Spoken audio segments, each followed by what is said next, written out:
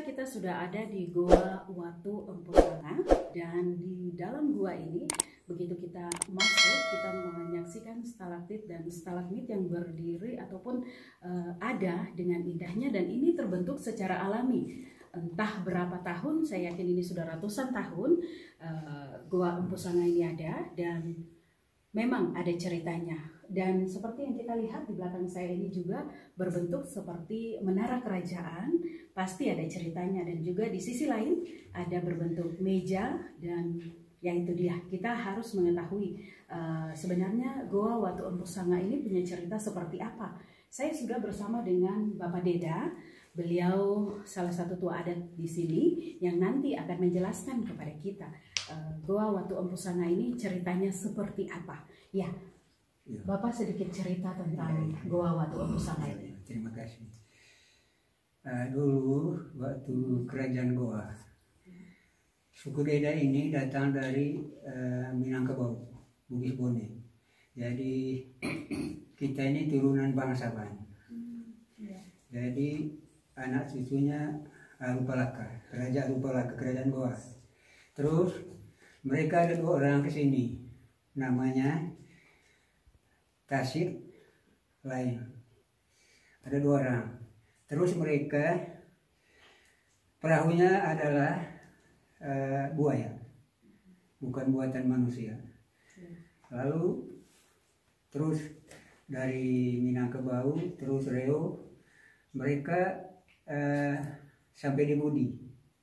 Di sana mereka simpan itu perahu, salah satu air yang timbun gitu, yang dalamnya kira-kira bisa 30-35 meter dalamnya.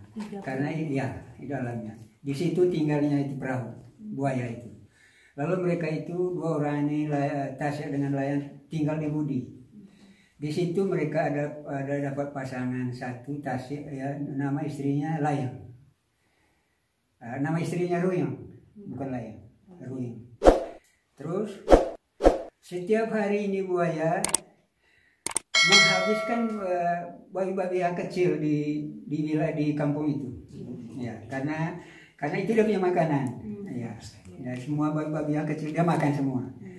Terus warga kampung Budi ini mereka tanya, apa yang kamu bawa?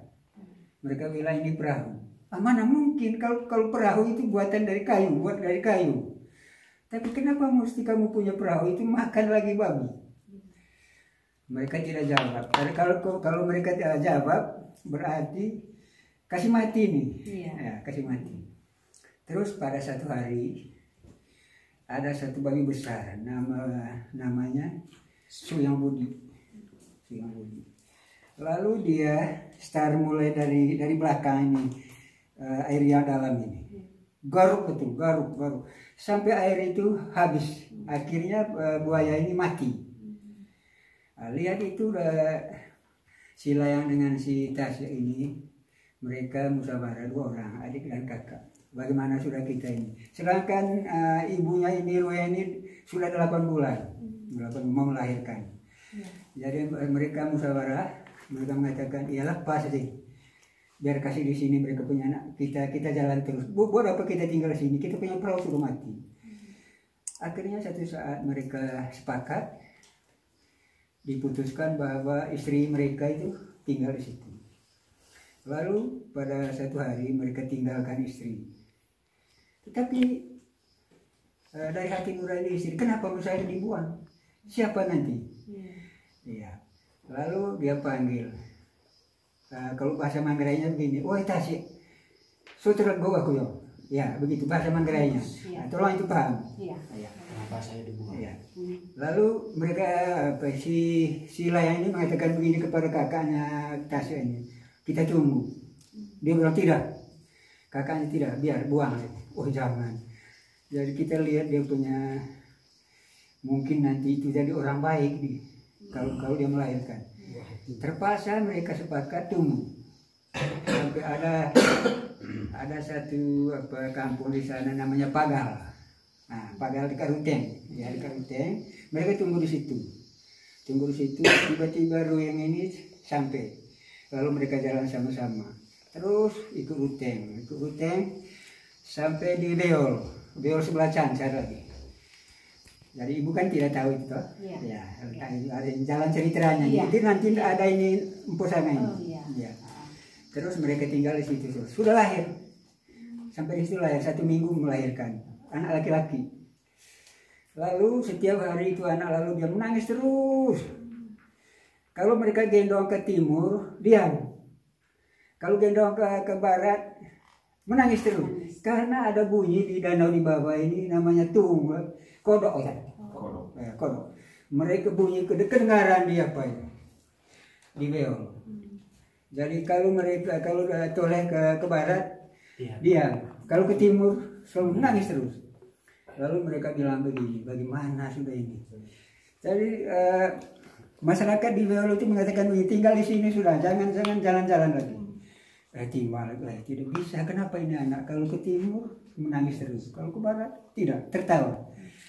Lalu mereka terus. Ada satu kampung lagi sebelah itu namanya Gawang. Kampung Gawang, mereka isi. Barangkali bisa kami bukan lepas ini kampung, tidak. Kami mau supaya anak ini diam, mungkin kami jalan-jalan. Baik sudah. Tapi tolong kasih kami 1 ekor ayam dan 1 ekor babi betina lagi, ya babi betina. Jadi babi ini sudah juga dia mau apa? Dalam keadaan buntin. Ya dalam keadaan buntin, ya. Sekarang orang tua dia boleh kasih 1 ekor babi dan 1 ekor ayam.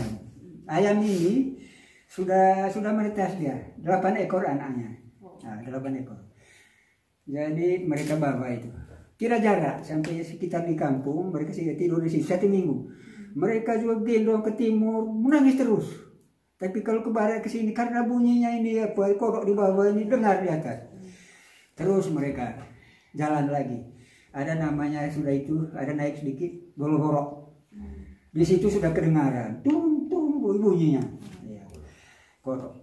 Lalu 3-4 malam di situ mereka bersepakat. Jadi babi ini mau apa sudah? Beranak. Iya mau beranak sudah. Jadi bagaimana sudah kita terus sudah. Lalu terus adik ini dia bawa ini babi, karena babi kan pelan.